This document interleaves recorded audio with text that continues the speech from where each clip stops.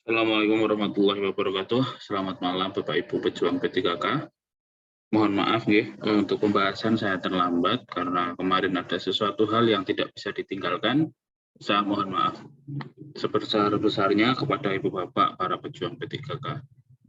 Langsung saja kita akan membahas tentang modul 3. Modul 3 ini adalah modul pengayaan Bapak Ibu. Jadi di SIM PKB memang tidak ada, tetapi untuk Bapak Ibu sudah saya share di grup masing-masing. Langsung mawon nomor 1, pembelajaran yang melibatkan penggunaan alat dan teknologi digital secara inovatif selama proses belajar mengajar, sering juga disebut sebagai pembelajaran digital. Nah, pembelajaran digital ini adalah praktek pembelajaran yang menggunakan teknologi secara efektif untuk memperkuat pengalaman belajar yang menekankan instruksi berkualitas tinggi dan menyediakan akses ke konten yang menantang dan menarik. Umpan balik yang informatif. Untuk nomor 2, fungsi yang tercipta melalui jaringan atau networking yang tidak hanya mencakup fasilitas yang sangat dan sering dibutuhkan, seperti printer dan modem, ini adalah fungsi sharing. Jadi, beberapa komputer yang saling berhubungan satu sama lain dengan dapat menciptakan fungsi sharing yang secara sederhana. Nah, ini bisa tercipta melalui fasilitas yang sangat dan sering dibutuhkan seperti printer atau modem.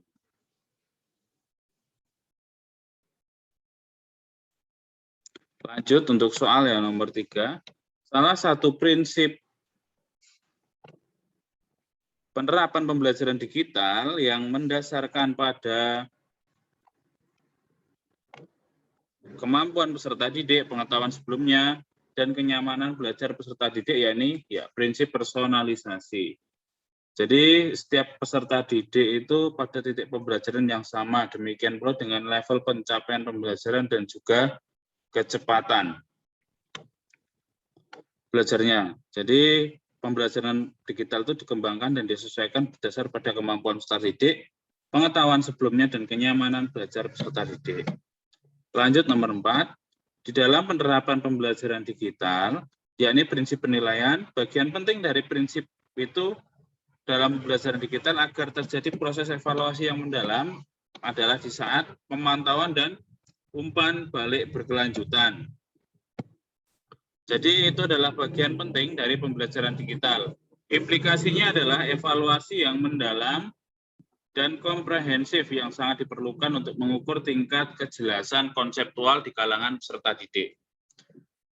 Lanjut untuk nomor 5, keuntungan terbesar dari platform pembelajaran digital adalah memungkinkan peserta didik untuk bersosialisasi, berkolaborasi, dan berinteraksi dengan sesama peserta didik di web yang disebut dengan istilah social engagement. Jadi itu adalah keuntungannya, dapat bekerja sama, mengumpulkan sumber daya pembelajaran yang kolaboratif.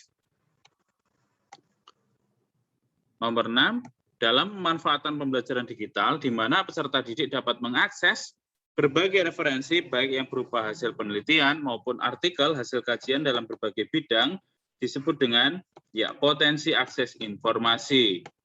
Ini sudah dijelaskan, di potensi akses informasi ini memungkinkan peserta didik bisa mengakses banyak informasi dari sosial, ekonomi, budaya, politik, iptek, yang disajikan oleh berbagai sumber.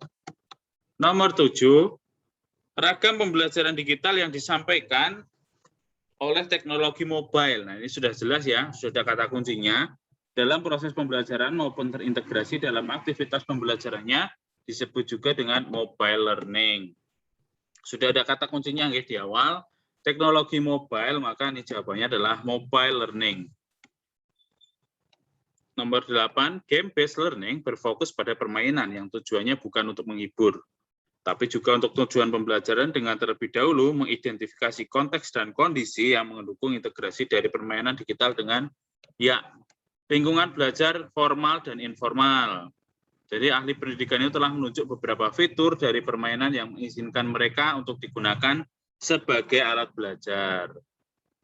Nah, GBL ini mempunyai daya tarik, yakni mampu memotivasi peserta didik, memberikan pengalaman nyata, mampu menyediakan konteks, umpan balik, berpusat pada peserta didik, interaktif, dan memberikan pembelajaran yang otentik. Nomor 9, cloud computing. Mohon maaf. Cloud computing merupakan konsep di mana komputasi merupakan sebuah model yang memungkinkan terjadinya penggunaan berbagai macam sumber daya, yakni jaringan, server, media penyimpanan, aplikasi, dan servis secara bersama-sama. Jadi semua jadi satu. Untuk cloud computing disimpan di cloud atau di awan dalam bahasa Indonesia. Jadi ada PC, server, database, network, mobile, notebook, itu bisa disimpan di cloud. Untuk nomor 10, saya mohon maaf terlebih dahulu karena ada kesalahan kunci. Di Google Form itu kuncinya A. Saya salah menaruh kunci, jawaban yang tepat adalah yang D, Google Drive. Untuk penyimpanan berkas, semua juga pastinya paham. Jadi Google Drive ini bisa menyediakan layanan penyimpanan berkas, dokumen, presentasi form, dan spreadsheet. Demikian untuk pembahasan pada malam hari ini. Saya mohon maaf jika ada keterlambatan dalam pembahasan serta kesalahan dalam menaruh kunci di nomor 10 tadi. Mohon maaf yang sebesar-besarnya. Terima kasih, semoga video ini bermanfaat untuk jenengan semua. Billahi taufiq wal hidayah. Wassalamualaikum warahmatullahi wabarakatuh.